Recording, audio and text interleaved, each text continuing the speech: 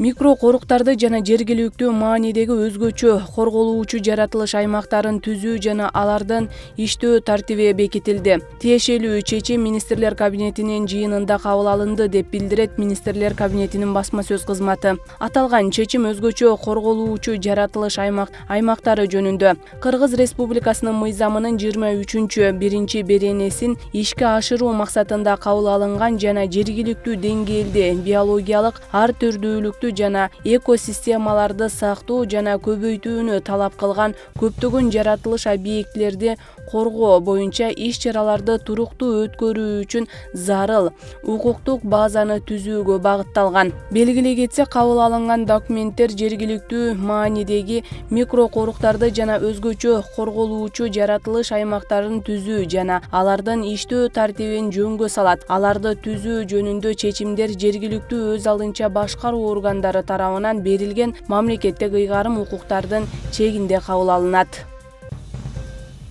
Бүгүн 10 октябрда билим берүү жана илим министри Уланбек Мамбетакунов Баян Антоновка мектеп гимназиясына барды. Бул тууралуу ведомствонун басма сөз кызматы билдирет. Анда министр мугалимдер жана ата-энелер менен жолугушуп, алардын министрлик менен бирге иш алып баруу боюнча сунуш пикирлерин укту. Буга кошумча Уланбек Мамбетакунов мектеп гимназияга 6 даана компьютер жана китептерди белекке берди. Бул мектеп менен мени көп нерсе байланыштырып турат. 3 жыл бою студенттер менен биргеликте балдарга ар түрдүү оюндарды, спорттук, маданий иш-чараларды уюштурганбыз. Мектепте жогорку квалификациялуу мугалимдер эмгектенерин билем.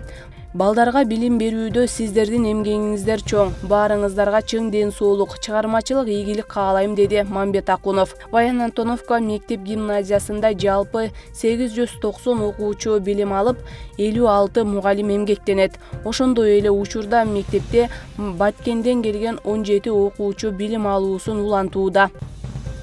Кийинки жылдын май айынан тарта Балыкчы шаарындагы Оңдоо базасында сооттолгон ГАЗ-66 автоунаасы чыгарыла баштайт. Бул тууралуу Кыргызстандын коргоо министри Бактыбек Бекболотов билдирди. Белгилей кетсек, аскердик техника оңдой турчу база бүгүн ачылды. Ал жактагы керектүү жабдууларды аскердик техникалык кызматташтыктын алкагында Россия кайтарымсыз негизде берген. Коргоо министри базанын конструкциясы Ленинград облусунун Луга шаарынан алып келгенин айтып, анын базасы 260 миллион сом экенин белгилеген. Кудай буйруса, кийинки жылдын май айынан тарта ал жакта сооттолгон ГАЗ-66 автоунаасы чыгарыла баштайт, деди Бекболотов. Бүгүн 10 октябрда маданият, маалымат, спорт жана жаштар саясаты министри Алтынбек Максутов жана Кыргызстандын Кытайдагы элчиси Актилек Мусаеванын жолугушуусу өттү. Мамлекеттен билдиришкенде, Максутов элчинин кызматка дайындалышы менен куттуктап, мындан ары жемиштүү кызматташууга ишенимин билдирди. Элчи өз кезегинде эки өлкөнүн ортосундагы маданий гуманитардык байланыштарды мындан ары жигердүү өнүктүрүүгө даяр экенин билдирди. Талаптар маданият, туризм жана кино тармагында кызматташууну өнүктүрүүнүн жолдорун талкуулашты. Ошондой эле пландалган долбоорлорду ишке ашырууну тездетүү жана эки өлкөнүн маданият жана туризм ведомстволорунун ортосунда үзгүлтүксүз байланыштарды кармап туруу боюнча макулдашты. Бишкектин Лелин районунун акими Русланбек Тагаев Ак Ордо жаңы конушундагы мектептин курулушунун жүрүшүн текшерди. Муниципалитеттен билдиришкенде, аталган конушта 750 орундуу мектеп курулууда. Учурда курулуш иштерине 150 жумушчу тартылган. Жалпысынан курулуш иштери 70%га аяктады. Мектеп 2022 жылдын ноябрь айынын башында өз эшигин ачат деп пландалууда, деп билдиришет медиадан. Учурда ички жасалгалоо, эшик орнотуу, сырдоо, жашылдандыруу иштери жүрүп жатат. Текшерүүнүн жыйынтыгы менен райондун башчысы жооптуу кызматкерлерге курулушту белгилеген мөөнөттө бүтүрүүнү тапшырды. Кыргыз Республикасынын президентинин Ош областындагы ыйгарым укуктуу өкүлү Зиядин Жамалдинов Алтай Республикасынын өкмөтүнүн төрагасынын орун басары Нагорновду кабыл алды. Жолугушууда эки тараптуу соода экономикалык жана туризм багытында кызматташуу боюнча сүйлөшүүлөр жүрдү. Ош облусунун башчысы Ош облусунун экономикалык жана туризм тармагындагы потенциалы жөнүндө маалымат берип, тоо туризми үчүн мында бардык жакшы шарттар түзүлгөнүн билдирди. 2010 жылы Алтай Республикасы менен Ош облусу достук кызматташуу келишимин түзгөн. Бирок буга чейин алгылыктуу иштер жүргөн эмес. Өз кезегинде Алтай Республикасынын өкмөтүнүн төрагасынын орун басары Нагорнов Ош облусу менен айыл чарба багытында да кызматташууга кызыктар экендигин белгилеп кетти. Мен ошол зам губернатордун орун басары менен жолугушуп бул жерде ага мен сунуштадым. Ошол келишимди кагаз жүзүндө эле калтырбай, биз ошону кайрадан жаңылап, жол картасын иштеп чыгып, мындан кийин эки областтын алакасын өркүндөтөлү, өстүрөлү деген ойлорду айттык. Чындыгында Алтай крайыдагы аябай ушу бизге ошош айыл чарба тармагында иш алып барышат экен. Ал жактан көптөгөн ушул жанагы дан азыктарын өндүрөт экен. Биз ойлоп атабыз, ошол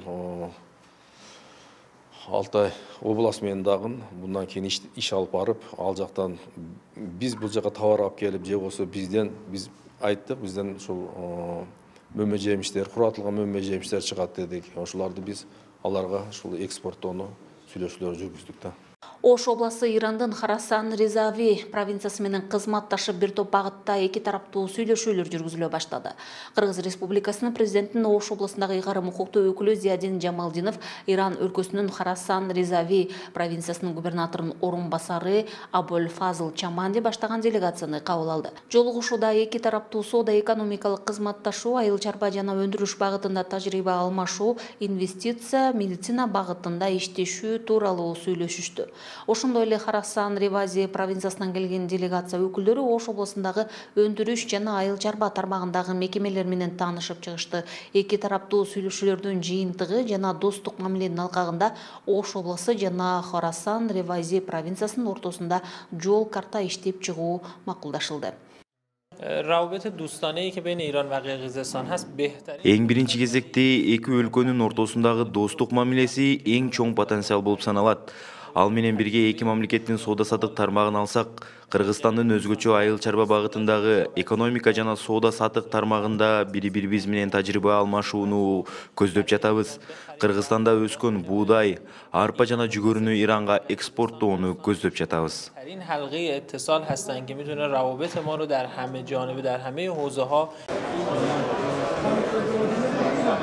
Борбор каланын Кожомкул атындагы спорт сарайында Ирандын ири ишканалары катышкан көргөзмө старт алып, ал 12 октябрга чейин уланмакчы. Химиялык каражаттар, текстиль, айыл чарба, тамак аш өндүрүүчүлөрү, курулуш тармагы, темир ширетүү, тоо-кен тармагы, майлоочу май, нефти тармагындагы ишкерлик менен алектенген коммерциялык багыттагы 17 компания жана 40 ишкердин продукциялары көргөзмөгө коюлган.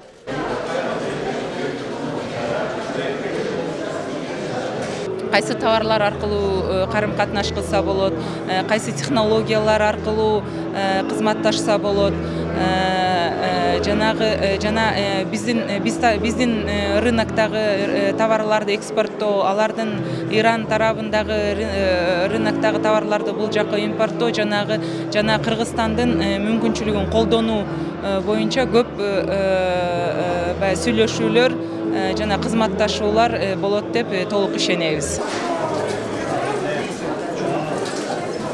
Бул аянтча эки өлкөнүн соода-саттык алакасынын өнүгүшүнө салым кошуп, эки өлкөнүн ишкерлери өз ара таанышуусуна чоң мүмкүнчүлүк берет дейт уюштуруучулар. Иран АКШ тарабынан санкцияга кабылганына карабастан өндүрүш тармагы алдыга кеткен өлкө.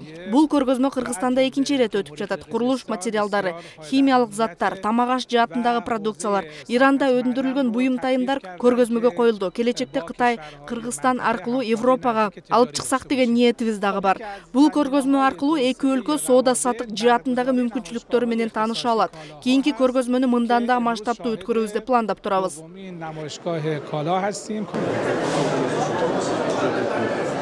У нас более 20 лет работаем на рынке Кыргызстана. Кыргызстандын аймагында 20 жылдан бери иштейбиз. Ирандан жана Италиядан табигый таштан жасалган траверсин, мрамор, гранит продукцияларын 100дөн ашык түрүн ташыйбыз. Ишканабызда 15 адам эмгектенет.